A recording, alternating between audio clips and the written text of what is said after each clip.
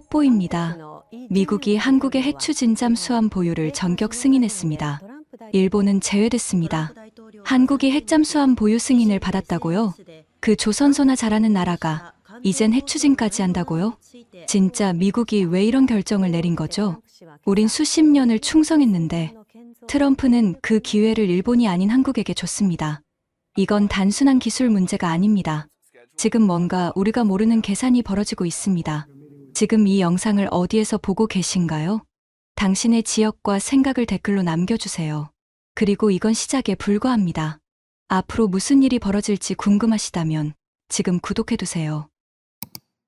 안녕하세요. 저는 다카하시 켄이라고 합니다. 서울에 온 지 벌써 2년이 되었네요. 일본 외무성에서 파견된 외교관으로 용산구에 있는 일본 대사관에서 한일 안보 협력 업무를 담당하고 있습니다. 매일 아침 9시에 출근해서 각종 정책 분석 보고서를 작성하고 양국 간 통상 협의안을 검토하는 게 제 일상이었죠. 그런데 2025년 11월 어느 월요일 아침, 평소와는 완전히 다른 하루가 시작되었습니다. 켄 씨, 이거 봤어요? 사무실 문을 열고 들어서는 순간 동료 야마다가 급하게 다가왔습니다. 그의 얼굴에는 당황스러움이 역력했죠. 손에 든 태블릿 화면을 보여주더군요. 트럼프 대통령, 한국 핵잠수함 보유 승인, 아시아 균형 재편 신호탄, 뉴스 헤드라인이 눈에 박혔습니다. 저는 무의식적으로 안경을 벗어 렌즈를 닫기 시작했어요. 뭔가 잘못 본 것 같았거든요. 핵잠수함이요? 한국에게요? 제가 중얼거리자 야마다가 고개를 끄덕였습니다. 그러면서 아래쪽 기사도 가리켰죠. 일본 정부 관계자, 사전 협의 없었다며 당혹감 표시. 가슴이 답답해지기 시작했습니다. 우리 일본은 수십 년간 미국과 동맹 관계를 유지해왔는데 한국이 우리보다 먼저 핵잠수함 보유 승인을 받았다는 게 믿어지지 않았어요. 스기모토 참사관님은 뭐라고 하셨나요? 아직 아무 말씀 안 하셨는데. 표정이. 야마다가 말을 흐리며 복도 끝을 바라봤습니다. 참사관실 문이 굳게 닫혀 있었어요. 평소 열려있던 문이 닫혀 있다는 건 상황이 심각하다는 뜻이었죠. 사무실 분위기가 순식간에 무거워졌습니다. 다른 직원들도 하나둘씩 모니터 앞에 모여 뉴스를 확인하고 있었어요. 누군가는 작은 목소리로 전화 통화를 하고 있었고, 또 누군가는 계속 세로 고침을 누르며 추가 보도를 찾고 있었습니다. 저는 제 자리로 돌아가 컴퓨터를 켰습니다. 평소라면 정해진 루틴대로 업무를 시작했겠지만 오늘은 달랐어요. 손가락이 떨려서 키보드를 제대로 칠 수가 없었거든요. 사실 저는 도쿄대학에서 국제관계학을 전공했고 외무성에 입성한 후 15년간 한미일 삼각안보 체제의 중요성을 믿어왔습니다. 일본이 아시아에서 미국의 가장 신뢰받는 파트너라고 생각했죠. 그런데 이번 일은 그 믿음을 송두리째 흔들어 놓았어요. 이게 현실이야? 나도 모르게 혼잣말이 새어나왔습니다. 그런데 더 충격적인 건 한국 언론의 반응이었어요. CNN이나 BBC 같은 외신들은 비교적 담담하게 보도하고 있었는데 한국 뉴스들은 완전히 다른 분위기였거든요. 한국 핵잠 시대 개막, 자주국방 새 전환점, 아시아 해양 안보 판도 변화 예고, 마치 이미 예상하고 있었던 것처럼 준비된 분석과 전망들이 쏟아져 나오고 있었어요. 반면 일본 언론들은 당혹감을 숨기지 못하고 있었죠. 점심시간이 되어서야 스기모토 참사관님이 사무실에서 나오셨습니다. 평소 단정했던 넥타이가 살짝 비뚤어져 있었어요. 그분이 그런 모습을 보인 건 처음이었죠. 모두 회의실로 모이세요. 참사관님의 목소리에는 평소의 여유로움이 사라져 있었습니다. 우리는 조용히 회의실로 향했어요. 여러분도 이미 뉴스를 보셨을 텐데. 참사관님이 말을 시작하려다 잠깐 멈추셨습니다. 그리고는 깊은 한숨을 내쉬더군요.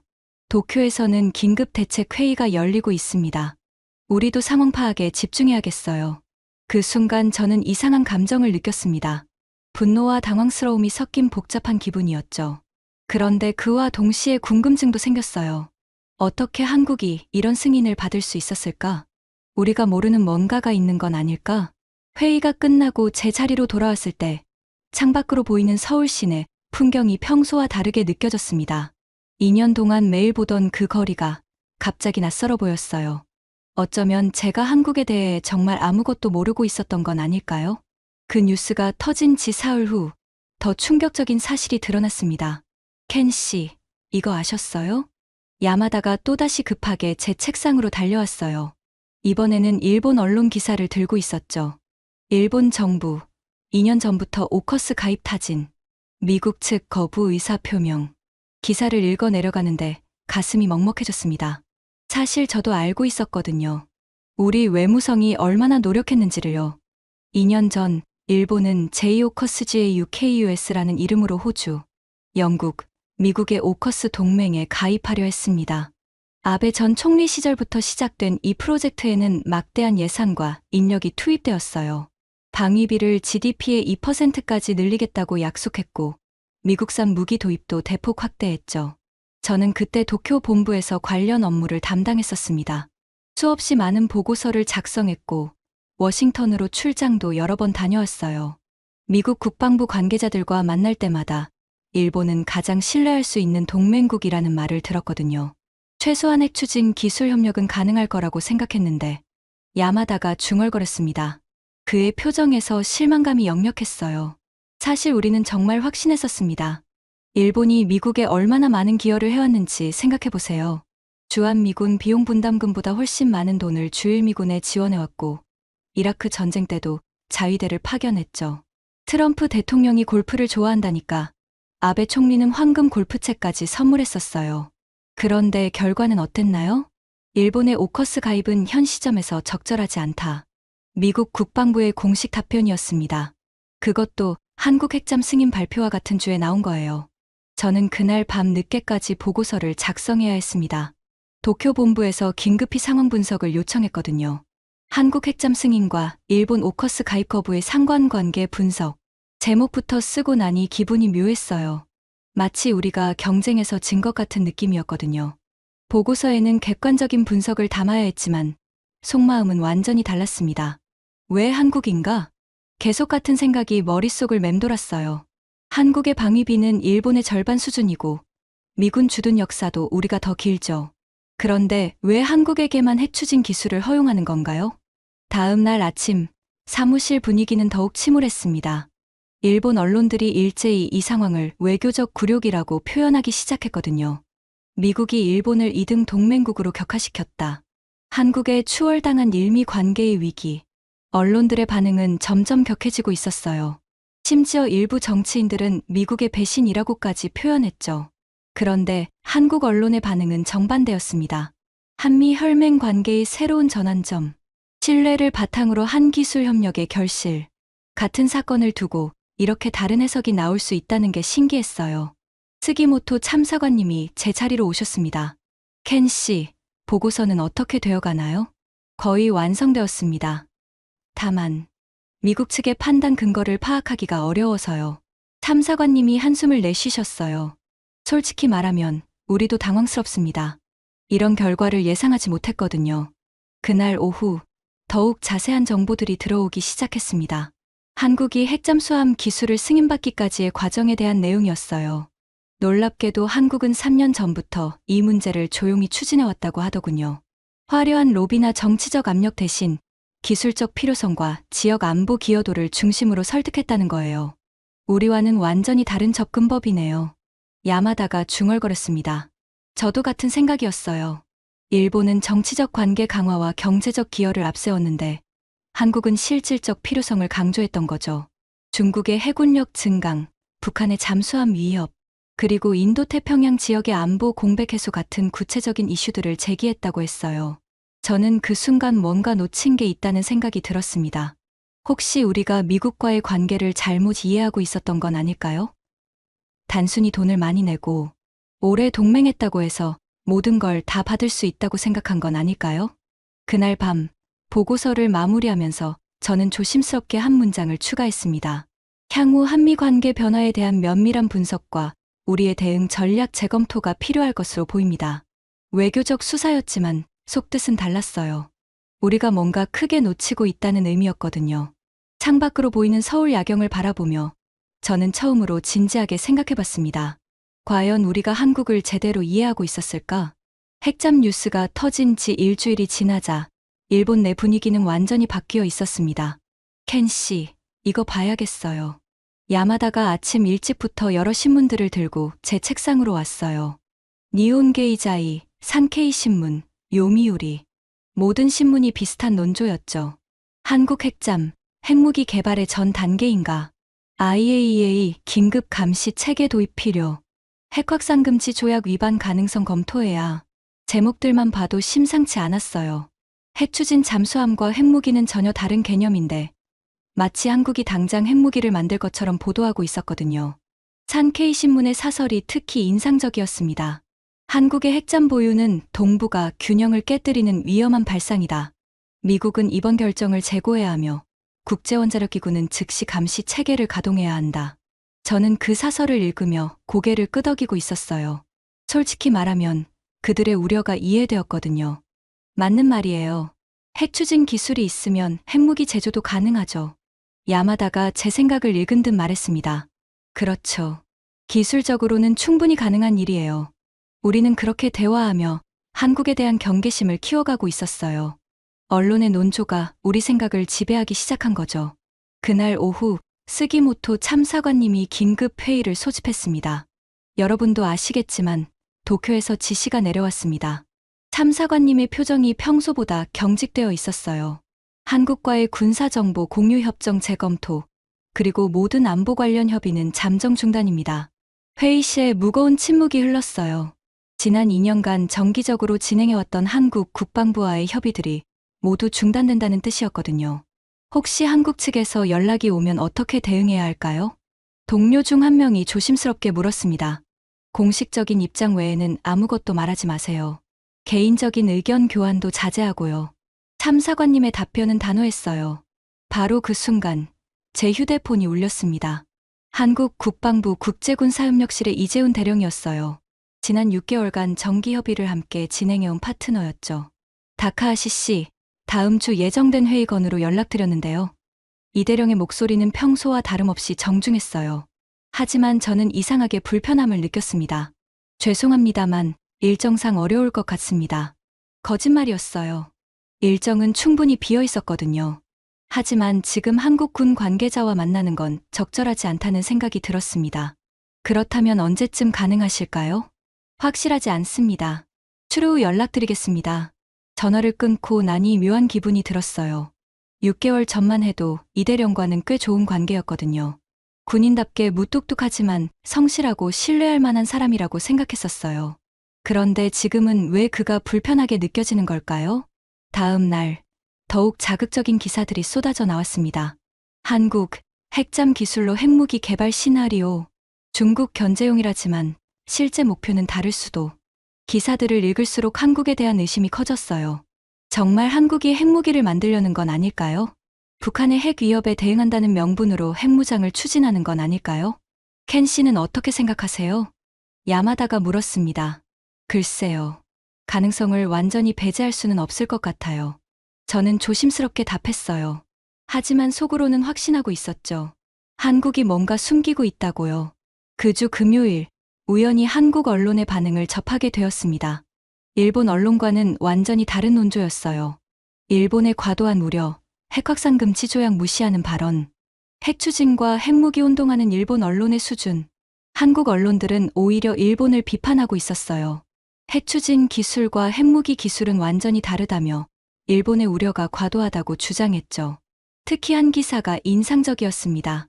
한국은 이미 핵무기 개발 능력을 보유하고 있지만 스스로 포기한 역사가 있다.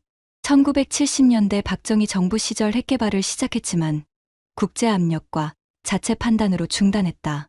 이는 한국의 평화적 의지를 보여주는 대표적 사례다.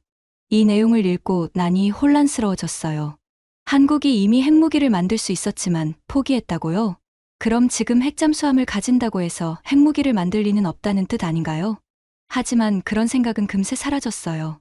야마다가 또 다른 기사를 가져왔거든요. 한국 핵잠, 사실상의 핵무장 1단계. 일본도 대응책 마련해야. 일본 방위성 고위 관계자의 인터뷰였어요. 그는 한국의 핵잠 보유는 동북아 군사 균형을 근본적으로 바꿀 것이라며 일본도 상응하는 대응책을 검토해야 한다고 말했습니다. 저는 그 기사를 읽으며 고개를 끄덕였어요. 맞는 말이라고 생각했거든요. 그날 저녁 집에 돌아가는 길에 문득 생각해봤습니다. 언제부터 한국을 이렇게 경계하게 되었을까요? 불과 일주일 전만 해도 한국은 그냥 이웃나라였는데 지금은 마치 위험한 상대처럼 느껴졌어요. 아파트 엘리베이터에서 한국인 이웃을 마주쳤을 때도 이상한 기분이 들었습니다. 평소라면 자연스럽게 인사했을 텐데 그날은 왜인지 시선을 피하게 되었어요. 이게 정상인가? 스스로에게 물어봤지만 답은 나오지 않았습니다. 다만 한 가지는 확실했어요. 한국에 대한 제 감정이 완전히 바뀌어 있다는 것이었죠. 그날 밤 이재훈 대령에게서 다시 연락이 왔습니다. 다카하시 씨, 혹시 제가 뭔가 잘못한 일이 있나요? 갑자기 연락이 안 되어서요. 그의 목소리에서 당황스러움이 느껴졌어요. 하지만 저는 냉정하게 답했습니다. 아니에요. 단지 지금은 조금 복잡한 상황이라서요. 무슨 일인지 말씀해 주시면. 죄송합니다. 지금은 말씀드리기 어려워요. 전화를 끊고 나서 저는 창밖을 바라봤습니다. 서울 야경이 여전히 아름다웠지만 더 이상 친근하게 느껴지지 않았어요. 어쩌면 이것이 시작이었을지도 모릅니다. 한국을 적으로 여기기 시작한 순간 말이에요. 그로부터 열흘이 지난 어느 아침, 제가 평생 잊지 못할 뉴스가 터졌습니다. 켄 씨, 이거 실화예요? 야마다가 얼굴이 새하얗게 질린 채로 달려왔어요. 손에 든 태블릿이 미세하게 떨리고 있었죠. 한국 핵잠수함 설계도 3년 전부터 완성. 미국과 사전협의 끝에 제작. 처음엔 이해가 안 되었어요. 핵잠수함 승인을 받은 게 아니라 이미 설계까지 끝내놓고 있었다는 뜻인가요? 기사를 자세히 읽어보니 더욱 충격적이었습니다. 한국의 도산한창 5급 잠수함이 처음부터 핵추진 시스템을 염두에 두고 설계되었다는 내용이었어요. 선체 구조, 원자로실 공간, 냉각 시스템까지 모든 게 핵잠수함 사양으로 준비되어 있었다고 했죠. 이게 무슨 소리예요? 저는 무의식적으로 중얼거렸습니다. 그럼 한국은 3년 전부터 이 모든 걸 계획하고 있었다는 뜻인가요? 더 놀라운 건 그 다음 기사였어요. 미 해군, 한국 핵잠 설계 검토에 2년간 참여. 기술적 완성도 높아. 미국이 단순히 승인만 해준 게 아니었어요. 아예 처음부터 함께 개발에 참여했던 거죠. 한국의 핵잠수함 프로젝트에 미국 해군의 핵추진 전문가들이 자문으로 들어가 있었다는 거예요. 저는 그 순간 뭔가 배신당한 기분이 들었습니다. 우리는 뭐였던 거죠? 야마다가 허탈한 목소리로 물었어요. 저도 같은 생각이었어요. 일본은 지난 5년간 미국과의 관계 강화를 위해 얼마나 많은 노력을 했나요? 방위비 증액, 미군 기지 확장, 첨단 무기 도입. 트럼프 대통령이 요구하는 건 뭐든지 들어줬어요. 특히 2019년 체결된 일미 방위 기술 협력 협정에는 무려 800조 원이 투입되었죠. 한국의 국방 예산 10년치에 해당하는 금액이었어요. 그 돈으로 미국산 F-35 전투기를 105대나 구매했고 이지스 시스템도 대폭 업그레이드했습니다. 그런데 한국은 얼마를 썼을까요? 야마다가 계산기를 두드리며 중얼거렸어요. 한국의 핵잠수함 개발비는 약 15조 원으로 추정되었어요. 일본이 미국에 지불한 돈의 20분의 1도 안 되는 금액이었죠. 이게 말이 되나요? 저는 주먹을 불끈 쥐었습니다. 감정을 억제하려 했지만 쉽지 않았어요. 그날 오후 더욱 가슴 아픈 소식이 들려왔습니다. 트럼프 대통령이 기자회견에서 한 발언이었어요. 한국은 우리의 혈맹입니다. 70년간 함께 피를 흘린 진정한 파트너죠. 혈맹이라는 단어가 가슴에 박혔어요. 그럼 일본은 뭔가요? 75년간 동맹 관계를 유지해온 일본은 혈맹이 아니란 말인가요? 기자가 일본과의 관계는 어떻게 평가하시나요? 라고 묻자 트럼프는 이렇게 답했어요. 일본은 중요한 경제 파트너입니다. 우리에게 많은 투자를 해주고 있죠. 경제 파트너라는 표현이 모든 걸 설명해주는 것 같았어요. 한국은 혈맹이고 일본은 경제 파트너. 같은 동맹국인데 이렇게 다르게 취급받는다는 게 믿기지 않았어요.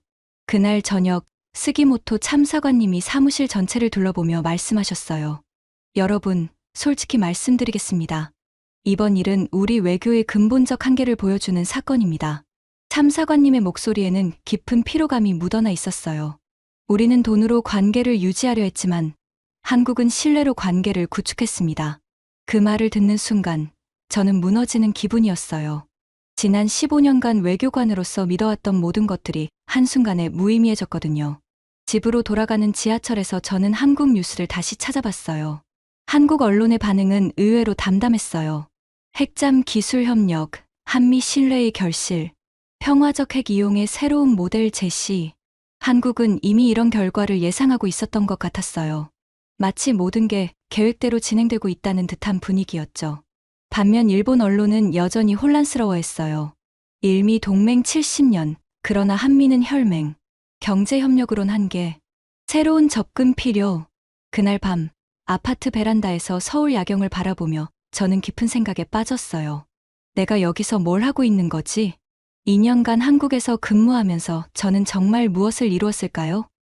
형식적인 회의와 보고서 작성, 그리고 일본의 입장을 전달하는 일뿐이었어요.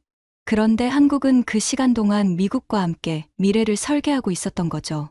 조용히, 그러나 확실하게요. 문득 이재훈 대령과의 마지막 통화가 떠올랐어요. 그때 그가 말하려던 건 혹시 이런 내용이었을까요?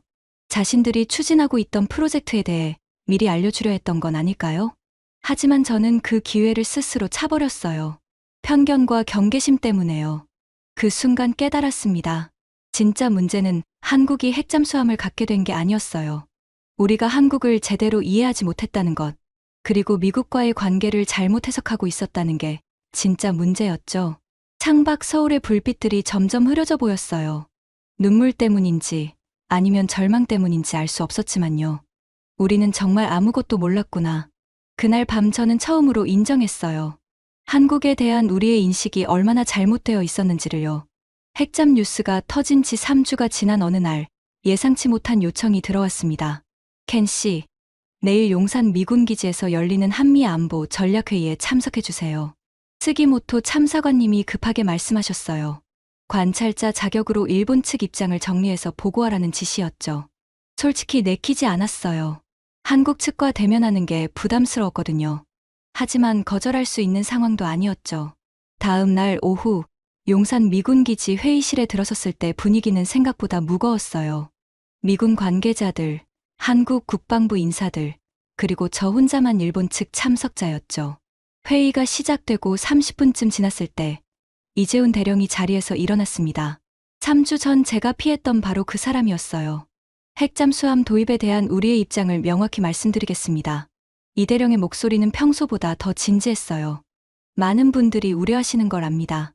핵 확산 문제, 군비 경쟁 우려, 그리고 지역 균형 변화에 대한 걱정들 말이죠.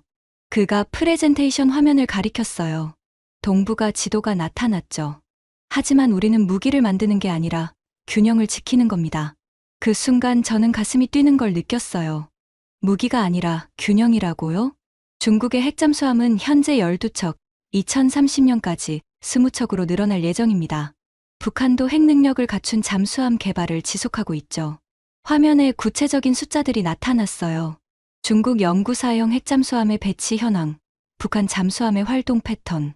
저는 이런 자료를 본 적이 없었어요. 우리가 핵잠수함을 원하는 이유는 단순합니다. 이 바다를 지키기 위해서예요. 이대령이 동해와 서해를 가리켰어요. 일본 열도와 한반도, 그리고 대만까지 이어지는 이 바다의 안정이 무너지면 모든 나라가 피해를 입습니다. 우리는 그걸 막으려는 거예요. 그때 미군 측에서 발언권을 요청했어요. 최 다니엘이라는 한국계 미국인 연락관이었죠. 한국의 핵잠수함 프로그램에 대한 미국의 입장을 설명드리겠습니다. 다니엘의 목소리는 차분했지만 확신에 차 있었어요. 일본은 화해의 동맹이지만 한국은 혈맹입니다.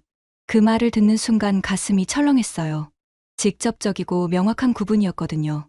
70년간 함께 전쟁을 치르고 같은 참호에서 생활했던 관계는 다릅니다. 한국과는 단순한 이익이 아닌 생존을 함께해온 역사가 있어요. 저는 그 순간 뭔가 놓쳤다는 걸 깨달았어요. 우리가 생각하는 동맹과 미국이 생각하는 혈맹 사이에는 근본적인 차이가 있었던 거죠. 이대령이 다시 발언했어요.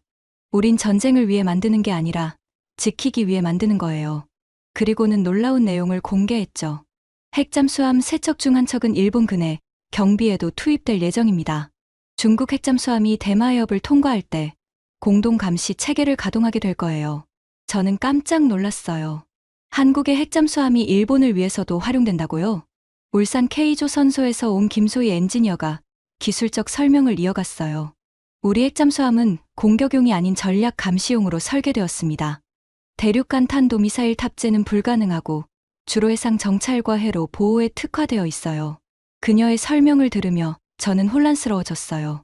지난 3주간 일본 언론에서 떠들던 한국의 핵무장 야욕은 완전히 틀린 해석이었던 거죠. 회의가 끝나갈 무렵 이대령이 마지막으로 말했어요. 핵잠은 우리만을 위한 것이 아닙니다. 동북아 전체의 안정, 그리고 일본과의 공존을 위한 장기적 대비입니다. 그 순간 저는 완전히 멍해졌어요. 이건 군사적 도발이 아니라 외교적 책임의 표현이었던 거죠. 회의가 끝나고 나오는 길에 이대령이 저에게 다가왔어요. 다카하시 씨, 그동안 연락이 안 되어서 궁금했어요. 그의 표정에는 원망보다는 걱정이 보였어요. 죄송합니다.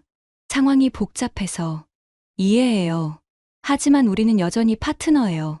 앞으로도 함께 일할 기회가 많을 거라고 생각해요. 그 말을 들으며 저는 부끄러워졌어요. 제가 편견으로 거리를 두고 있을 때 그는 여전히 협력에 손을 내밀고 있었던 거죠. 대사관으로 돌아가는 차 안에서 저는 계속 생각했어요. 우리는 진심을 못 봤던 걸까? 한국의 핵잠수함은 위협이 아니라 보호였고 도발이 아니라 책임이었어요. 그리고 그 책임 안에는 일본의 안전도 포함되어 있었죠. 어쩌면 우리가 잃어버린 건 미국의 신뢰가 아니라 진실을 보는 눈이었을지도 모릅니다. 한미 안보회의가 끝난 지 일주일 후 뜻밖의 기회가 찾아왔습니다. 켄 씨, 울산 조선소 시찰 허가가 나왔어요. 스기모토 참사관님이 서류를 건네주시며 말씀하셨어요. 한국 정부에서 투명성 제고 차원에서 외교관들에게 핵잠수함 건조 현장을 공개한다는 내용이었죠. 정말 보여주는 건가요? 제한적이긴 하지만 실제 작업 현장을 볼 수 있을 거예요. 솔직히 의외였어요. 핵잠수함 같은 민감한 프로젝트를 외국 외교관에게 공개한다는 게 믿어지지 않았거든요. 다음 날 아침 일찍 저는 KTX를 타고 울산으로 향했습니다. 2시간 30분 동안 창밖 풍경을 바라보며 복잡한 생각에 빠져 있었어요. 과연 현장에서 무엇을 보게 될까요? 울산역에 도착하니 한국 국방부 관계자가 마중 나와 있었어요. 그리고 놀랍게도 김소희 엔지니어도 함께 있었죠. 지난주 회의에서 봤던 그 30대 여성이었어요. 안녕하세요, 다카하시 씨. 오늘 안내를 맡게 된 김소희입니다. 그녀의 인사는 자연스러웠지만 저는 여전히 어색했어요. 조선소에 도착했을 때 첫 인상은 압도적이었습니다. 거대한 크레인들이 하늘을 찌를 듯 솟아 있었고 곳곳에서 쇳소리와 용접 불꽃이 터져 나왔어요. 그야말로 산업의 심장부 같은 느낌이었죠. 여기서 도산한 창호급부터 차세대 핵잠수함까지 모두 건조됩니다. 김소희 씨가 설명하며 앞장서서 걸었어요. 안전모를 쓰고 따라가는데 주변 소음이 어마어마했어요. 첫 번째로 들어간 곳은 설계실이었습니다. 수십 명의 엔지니어들이 컴퓨터 앞에 앉아 3D 모델링 작업을 하고 있었어요. 핵잠수함 설계는 3년 전부터 시작되었지만 기초 연구는 10년 전부터 해왔어요. 김소희 씨의 설명에 저는 깜짝 놀랐어요. 10년이라고요? 그럼 이미 오래전부터 준비하고 있었다는 뜻인가요? 네, 맞아요. 다만 정치적 결정과 기술적 준비는 별개예요. 우리는 언제든 필요할 때를 대비해서 연구를 계속해왔죠. 그 말을 들으며 저는 한국에 대한 인식이 또 한 번 바뀌는 걸 느꼈어요.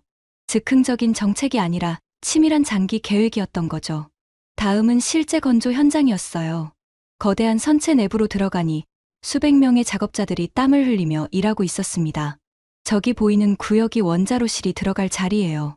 김소희 씨가 가리킨 곳에는 특수 강제로 만든 격벽들이 설치되어 있었어요. 일반 잠수함과는 확연히 다른 구조였죠. 그때 한 젊은 작업자가 다가왔어요. 얼굴에 땀이 범벅이 되어 있었지만 눈빛만큼은 진지했어요. 안녕하세요. 용접팀 박민수라고 합니다. 그는 20대 후반 정도로 보였어요. 손에는 여전히 용접기를 들고 있었죠. 이 일을 언제부터 하셨어요? 제가 물어보자 그가 헬멧을 벗으며 답했어요. 2년 됐어요. 대학에서 조선공학 전공하고 여기 들어왔죠. 힘들지 않나요? 힘들죠. 하지만 지키고 싶어서 만드는 거거든요. 그 순간 저는 말문이 막혔어요. 지키고 싶어서 만든다고요? 뭘 지키고 싶으신데요? 우리 바다요. 그리고 우리가 사는 이 땅이요. 박민수 씨의 대답은 단순했지만 진심이 느껴졌어요. 복잡한 정치적 논리나 전략적 계산이 아닌 그냥 순수한 마음이었죠. 다음으로 이동한 곳은 품질관리실이었어요. 여기서는 핵잠수함에 들어가는 모든 부품의 안전성을 검사하고 있었습니다. 핵잠수함은 일반 잠수함보다 10배 이상 까다로운 기준을 적용해요. 김소희 씨가 검사 장비들을 보여주며 설명했어요. 혹시 실수라도 있으면. 그래서 모든 부품을 3번씩 검사해요. 안전이 최우선이거든요. 그녀의 말에서 무게감이 느껴졌어요. 이들에게 핵잠수함은 단순한 무기가 아니라 엄청난 책임의 상징이었던 거죠. 마지막으로 들른 곳은 교육시설이었습니다. 미래의 핵잠수함 승조원들이 훈련받는 곳이었어요. 우리 해군 장병들이 6개월간 여기서 교육받아요. 시설 내부는 마치 실제 잠수함 같았어요. 좁은 복도, 복잡한 계기판, 그리고 긴장감이 감도는 분위기까지요. 한 교관이 설명해 주었어요. 핵잠수함 운용에는 일반 잠수함보다 3배 많은 전문 인력이 필요해요. 그래서 교육도 훨씬 까다롭죠. 그때 문득 깨달았어요. 한국이 핵잠수함을 갖는다는 건 단순히 무기 하나를 추가하는 게 아니었어요. 수천 명의 전문 인력, 수십 년간의 기술 축적, 그리고 엄청난 책임감이 모두 포함된 일이었던 거죠. 시차를 마치고 나오는 길에 김소희 씨가 물어봤어요. 어떠셨어요? 생각하신 것과 다르셨나요? 저는 잠시 망설이다가 솔직하게 답했어요. 전혀 달랐어요. 저는 이게 군수시설인 줄 알았는데 사람들의 인생 현장이더군요. 그녀가 미소를 지으며 말했어요. 맞아요. 여기 있는 모든 사람들이 자신의 인생을 걸고 일하고 있어요. 단순히 먹고 살기 위해서가 아니라 정말 필요하다고 믿기 때문이죠. 돌아가는 KTX 안에서 저는 창밖을 바라보며 생각했어요. 우리 일본은 전략을 논했지만 한국은 삶을 걸고 있었던 거죠. 그날 저는 처음으로 한국을 상대국이 아닌 이웃으로 느꼈습니다. 그리고 그들의 진심을 조금이나마 이해할 수 있었어요. 이게 한국이구나. 기차가 서울역에 도착할 때까지 저는 계속 그 생각을 했어요. 울산에서 돌아온 지 3일 후, 저는 도쿄 본부에서 요청한 최종 보고서를 작성하기 시작했습니다. 컴퓨터 화면을 바라보며 한참을 고민했어요. 어디서부터 시작해야 할까요? 지난 한 달간의 변화를 어떻게 정리할 수 있을까요? 처음 작성했던 보고서 초안을 다시 열어봤습니다. 한 달 전에 제가 쓴 글이었죠. 한국의 핵잠수함 보유는 동북아 군사 균형에 심각한 위협이 될 것으로 판단됩니다. 일본의 안보 이익에 직접적인 영향을 미칠 가능성이 높으며 더 이상 읽을 수 없었어요. 그때의 저는 얼마나 편협했던 걸까요? 저는 기존 파일을 삭제하고 새로운 문서를 열었습니다. 그리고 이렇게 시작했어요. 한국 핵잠수함 프로젝트에 대한 재평가 보고서. 제목부터 완전히 바뀌었죠. 위협 분석이 아닌 재평가였어요. 첫 번째 문단을 쓰기 시작했습니다. 지난 한 달간의 현지 조사 결과, 기존의 판단에 중대한 수정이 필요함을 보고드립니다. 한국의 핵잠수함 프로젝트는 단순한 군사력 증강이 아닌 지역 안보의 책임 분담이라는 관점에서 접근해야 할 것으로 판단됩니다. 손가락이 키보드 위에서 잠시 멈췄어요. 이런 내용을 본부에 보내도 될까요? 하지만 이것이 제가 본 진실이었어요. 계속 써 내려갔습니다. 한국은 3년간의 미국과의 협의 과정에서 핵확산 금지 조약의 모든 규정을 준수하며 투명성을 유지했습니다. 또한 핵잠수함의 설계 자체가 공격용이 아닌 방어 및 감시용으로 특화되어 있음을 확인했습니다. 그날 울산에서 본 것들이 떠올랐어요. 박민수 씨의 진심 어린 대답, 김소희 엔지니어의 전문성, 그리고 수백 명 작업자들의 땀방울들이요. 보고서의 핵심 부분에 도달했을 때 저는 잠시 망설였습니다. 개인적인 감정을 공식 보고서에 포함해도 될까요? 하지만 결국 이렇게 썼어요. 무엇보다 중요한 것은 한국이 이 프로젝트를 통해 보여준 책임감입니다.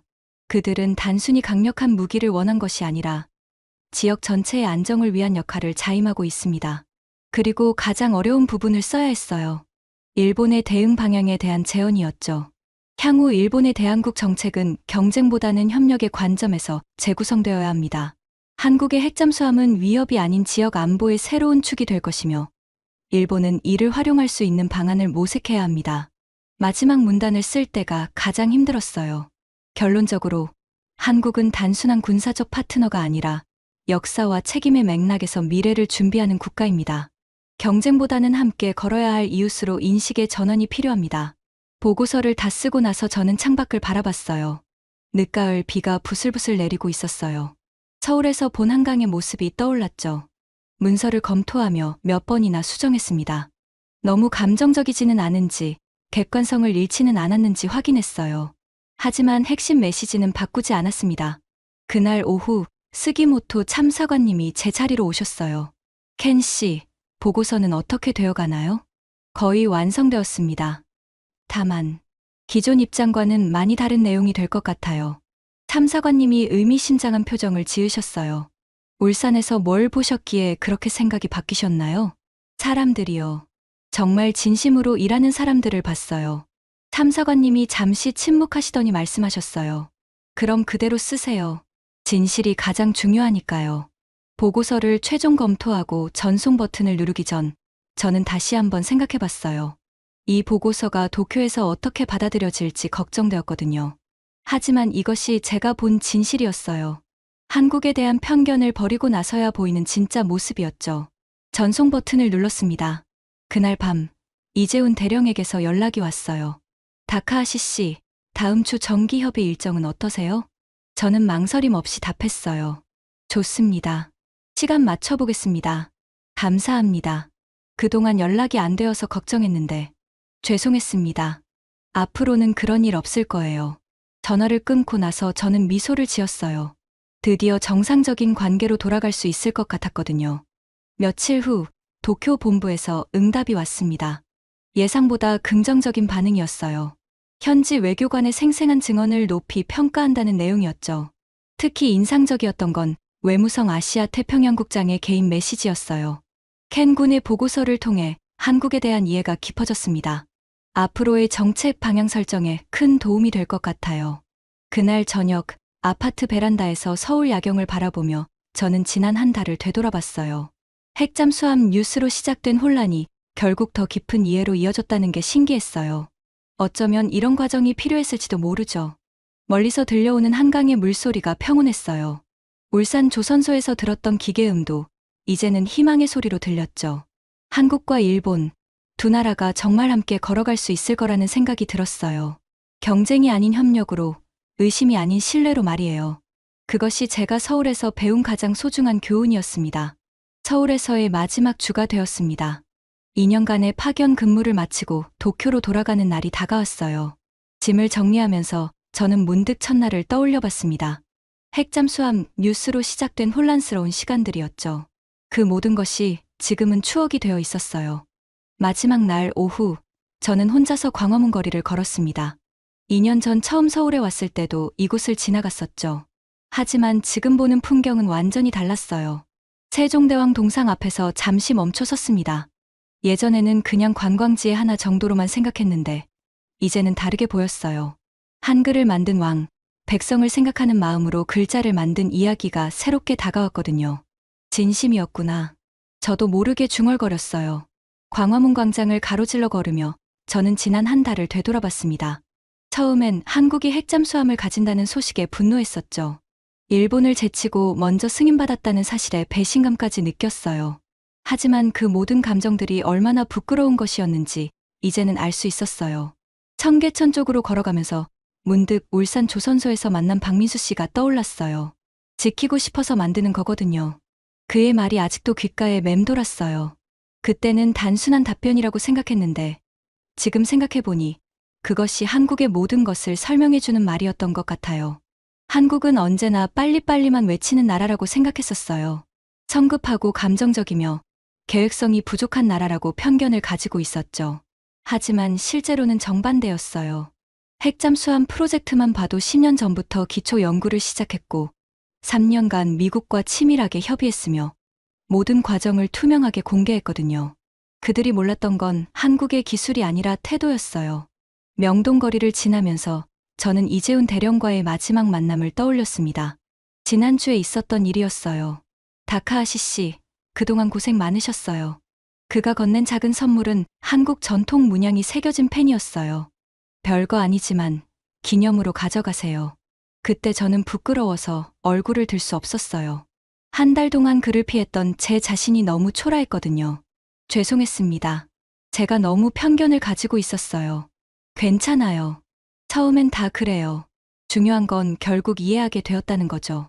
그의 관대함에 저는 더욱 부끄러워졌어요. 남산타워가 보이는 곳까지 걸어와서 저는 벤치에 앉았습니다. 서울 시내가 한눈에 내려다 보였어요. 이 도시에서 2년을 살면서 저는 정말 많은 것을 배웠어요. 외교관으로서의 교훈뿐만 아니라 인간으로서의 성장도 있었죠.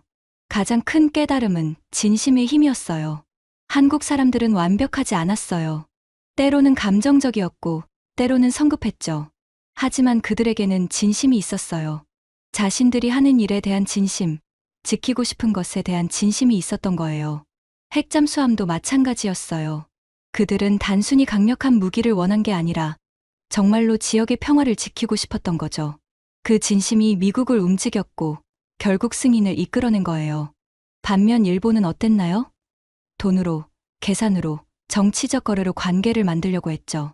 물론 그것도 필요한 일이지만 진심 없는 관계는 한계가 있다는 걸 깨달았어요.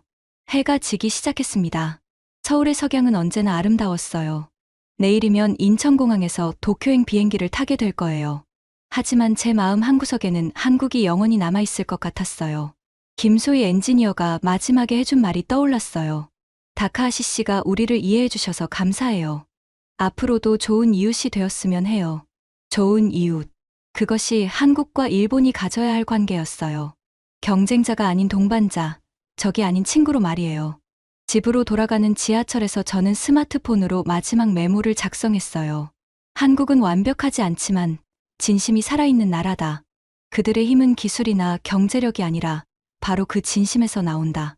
그것이 제가 서울에서 배운 가장 소중한 교훈이었습니다. 다음 날 아침, 인천공항으로 가는 버스에서 저는 창밖 풍경을 바라봤어요. 한강이 흘러가고 고층 빌딩들이 아침 햇살에 반짝이고 있었죠. 이 나라와 이 사람들에게 고마웠어요. 편견을 깨뜨리고 진실을 보게 해준 것에 대해서요. 비행기가 이륙하면서 서울이 점점 작아져 갔어요. 하지만 제 마음속에서 한국은 오히려 더 커져만 갔죠.